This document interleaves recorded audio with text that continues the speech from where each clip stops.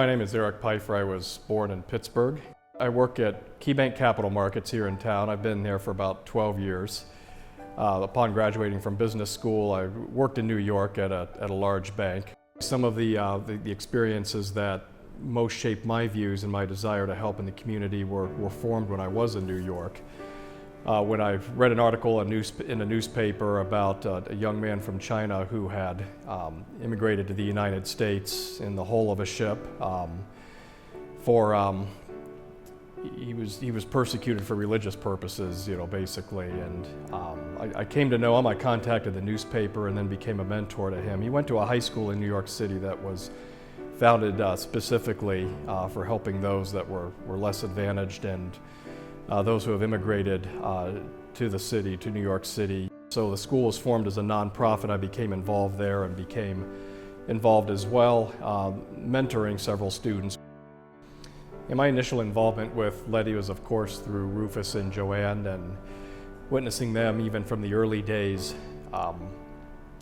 bringing this organization from concept to something on paper in the planning mode to something that really has become more tangible.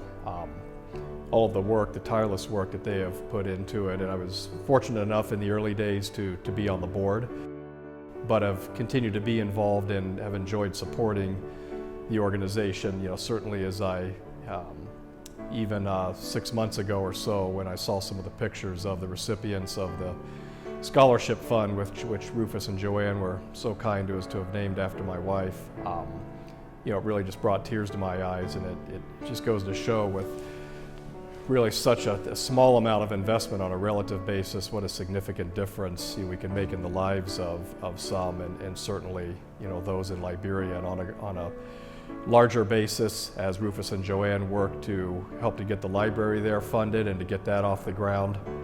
I think everybody would agree that one way to bring others, probably the most important way to bring those out of poverty, is through access to education, and clearly, and to state the obvious, no better way to do that than to provide access to education and access to reading materials that children and young adults so desperately need in Liberia.